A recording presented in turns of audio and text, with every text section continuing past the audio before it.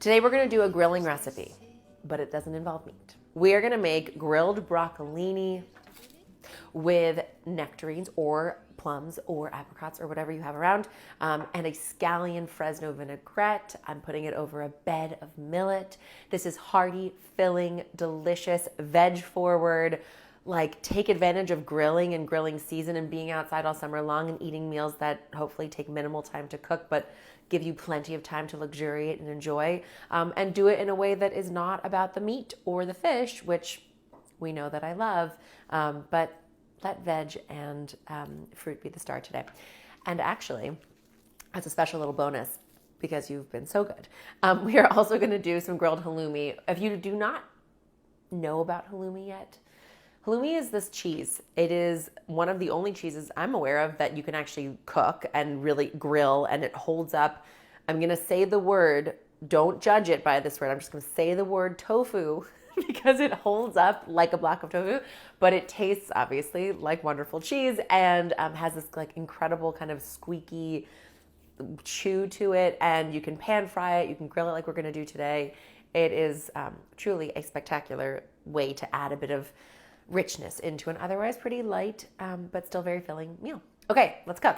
So grilled broccolini has all the wonderful texture of broccoli and obviously these nice little florets at top that get really golden brown on the over a hot flame, and then the stems that have like a nice texture to them, but none of the bitterness. And really, you don't have to do very much when you get ready to grill them because they are so mild and tender, and you do still want to maintain texture on them even after they've cooked. I don't want to chop them up or anything at this point. Leave them whole. This is how you'll buy them. All I did was trim off like the last maybe ½ inch off the bottom of the stem just to get rid of any dry part. Get yourself a bowl and add your broccoli into the bowl with a bit of olive oil or avocado oil and a bit of salt. Nice kosher salt, generously seasoning all of our stems and stalks. And just give this a quick toss with your hands. You know, summer cooking is all about keeping it as leisurely as possible. You know, avoiding things that are going to require too long at the stove. Maybe you don't want to turn on your stove at all. If you have an outdoor grill, this is an amazing recipe to do on the outdoor grill. I do not here, so I'm going to use a grill pan, which also works great if you are in a similar situation. So once all of your stems are leaping out of your hands, once all your stems are lovely and coated, nice and glossy, you can see, then set them to the side to hang out for 1 second. And by the way, this is just the bare minimum. This is avocado oil and salt. If you wanted to add coriander or cumin or oregano, dried chili flakes, what else would I like on there? Curry, maybe. It's a thought. It's a thought. You could. The point is customize, do your own little dance. But just salt and olive oil, delightful. A little garlic powder, a little onion powder, you know. I have my grill pan here that is well seasoned. It has a nice little layer of grease on top because the only way to really go sideways here is to not grease your grill pan or grill the grate of your grill outside, and then you're gonna be fighting. Confession, guys, I meant to start by making my millet, which is of course the wonderful, actually gluten-free grain bed that's gonna go underneath my grilled veg and fruit. You can use quinoa, you could use lentils, which are beautiful. Part of me wishes I was using lentils. Lentils would be really good. I have lentils. Green lentils. Perfect. Okay, fabulous. We are now protein boosting this bad boy. If you wanted to use millet, you absolutely could. It is fabulous and a really wonderful, like nutty, grainy, delicious thing that we will use for another dish because I do love it.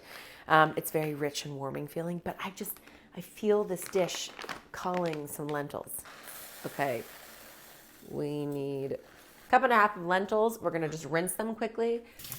So the reason you rinse your lentils, first of all, is just to remove any dust that may have collected on them. You know, they've been hanging out in transport, etc.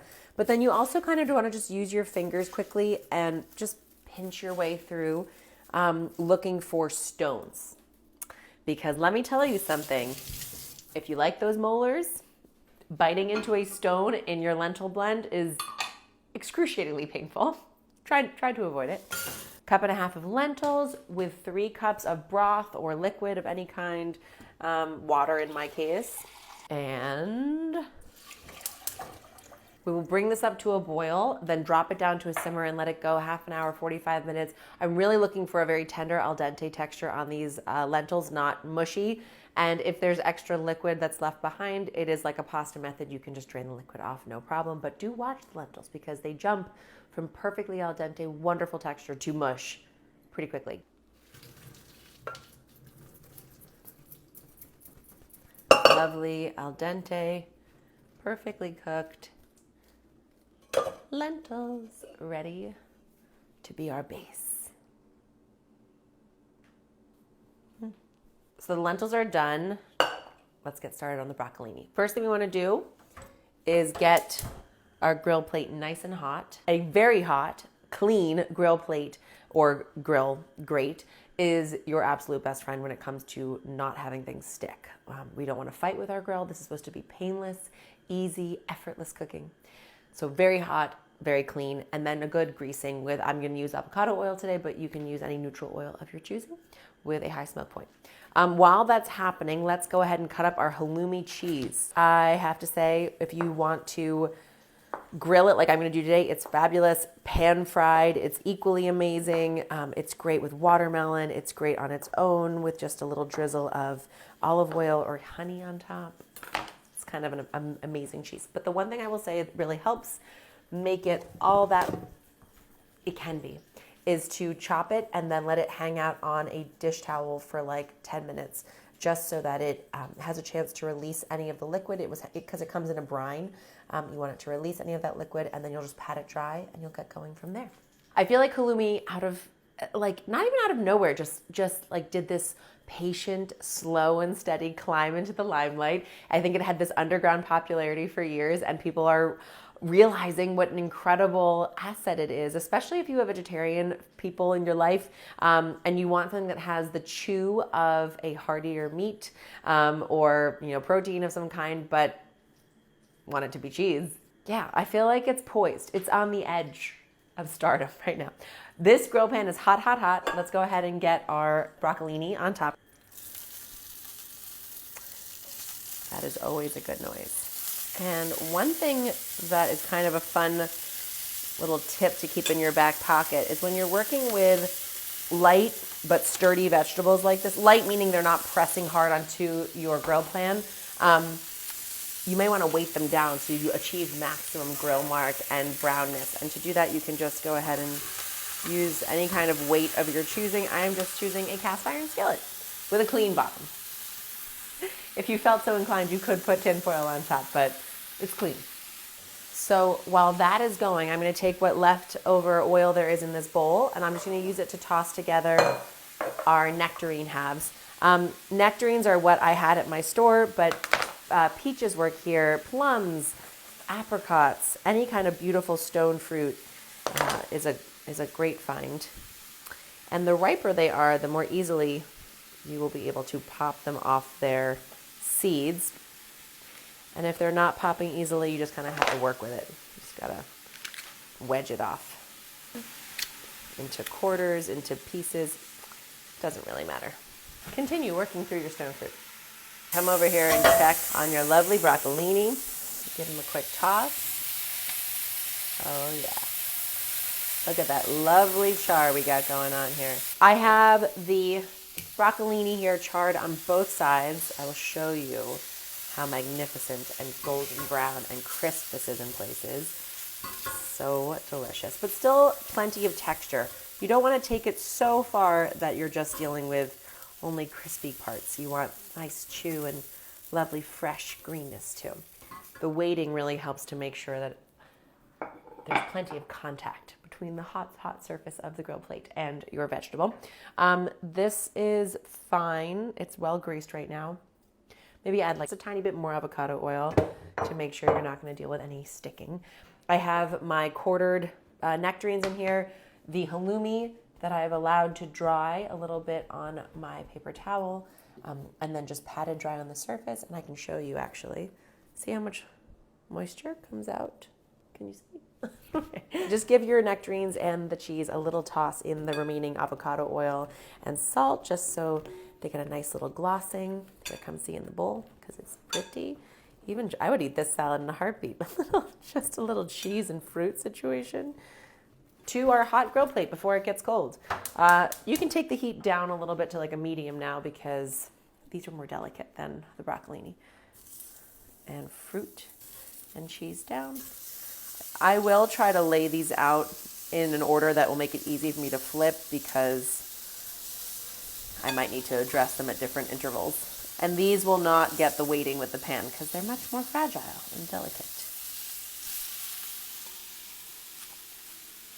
Okay, so while the peaches and the halloumi go, we are going to build a quick scallion Fresno vinaigrette in the same bowl. No reason to create more cleanup for ourselves. So first things first, a Fresno chili. If you don't like heat, you can definitely leave this off, but I think a little bit of heat with that sweetness from the nectarines is going to go a long way.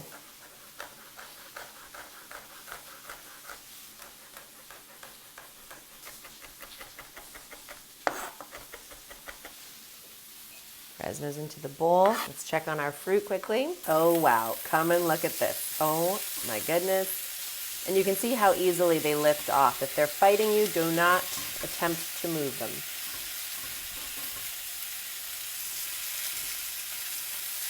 In light of our struggle with the nectarines, I've decided to rename this dish Broken Nectarines, Broccolini, and Lentil Salad with a Fresno scallion vinaigrette. I'm sorry, that sounds delicious. Scallions, we need that next.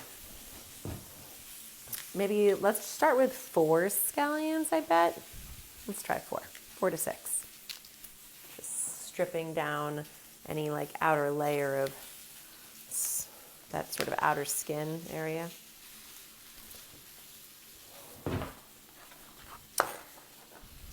And trim off the roots, and then a nice mince.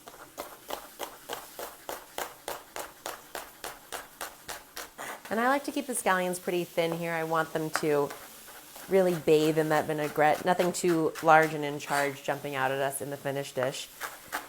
And you can take it up maybe like midway into the darker green portions of these stems. Nothing too woody, just that nice, fresh, vibrant scallion. Into our vinaigrette bowl. Let's check. Gorgeous. Cheese is ready to come off. I'll give the peaches a little bit longer, but look at this. I mean, this is what we came for. Sizzling hot grilled cheese. You're in for such a treat. Do you see this crisp golden brown crust on the cheese encapsulating the squish, melty, delicious interior? So soft, just a little squeaky, like I said.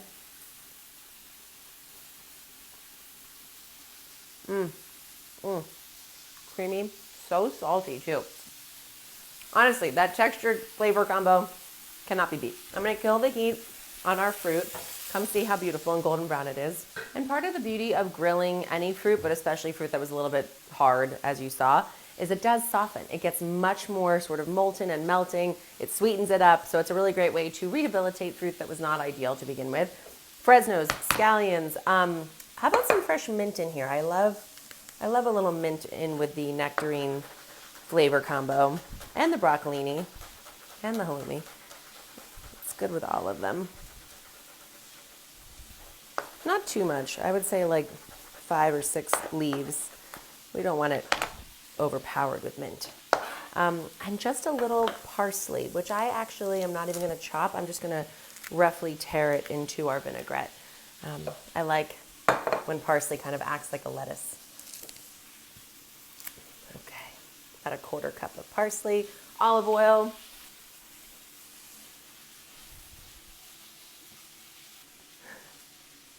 And then for an acid, we can use lemon juice, red wine vinegar, white wine vinegar, sherry vinegar, something with a nice bit of crispness and like acidity to it, apple cider vinegar. I have sherry, so that's what I'm gonna use. Let's do a splash of you and see how we like the flavor. Pinch of salt. Cracks of pepper. Oh, look at this. Look at this glory. Oh my goodness. You know what I do want? I want just a little touch of honey. Actually, like literally exactly what is left in this jar. It looks good to me. About a teaspoon of honey. Oh, look at it in the bowl. I'm sorry. That is just happy times.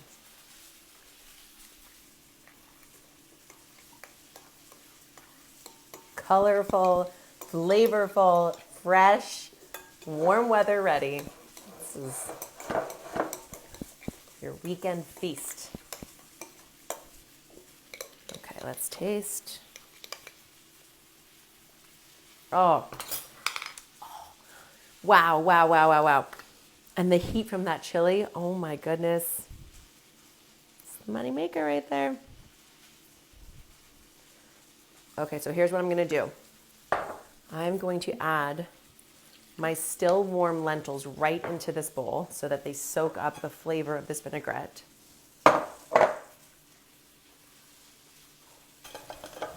And give them a quick toss. Oh my gosh, it smells so good. And if you wanted to make this part of the vinaigrette early and let it sit with the lentils a couple hours, it'll soak into these legumes, make them all the more flavorful. But even fresh like this, it's gonna be incredible. There is nothing that is not gonna be flavorful with the help of this vinaigrette. Oh my gosh, okay, quality control. You're excused. I know that you need to go make this right away. It's beyond delicious. Oh my goodness. Half a lemon, just because, not essential, but I feel like it just wanted that little bit of extra acidity in there. Wow, wow, wow. Wow. Okay, so lentils with that glorious scallion Fresno vinaigrette going down first. Scatter that around. Then we will arrange it. You know, we could, how do we feel? Do we want to chop up this broccolini or leave it kind of like scattered and piled high like a beautiful mound? You could chop up, for easier eating and serving, you could definitely chop this broccolini up. In fact, I would recommend that if you are serving it to a large crowd so people aren't like flinging each other with huge stems of broccolini. But I just think it looks so pretty like so I'm not going to bother. Cheese me down all over here. Okay. And for the fruit, you can go ahead and just layer these right on top. Beautiful charred nectarines, sweet and juicy. Don't hide the broccolini, you know, just sort of make room for everybody.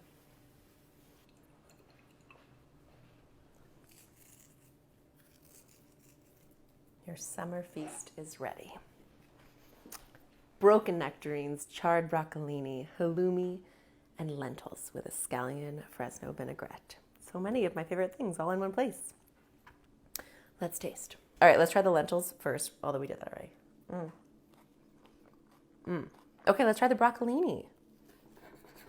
Tender, golden brown.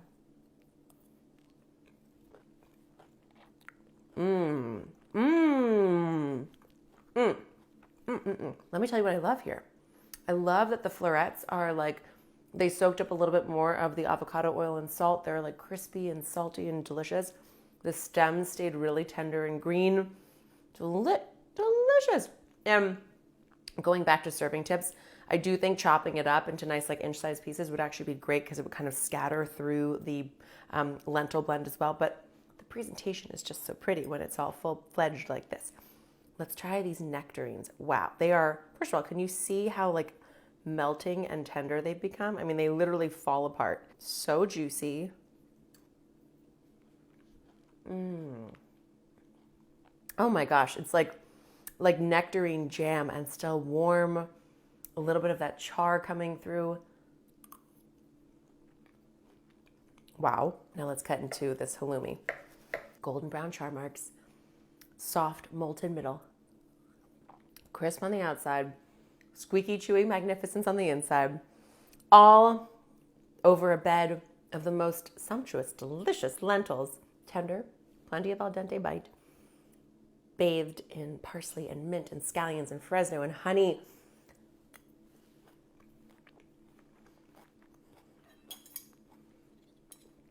let the summer feasting begin.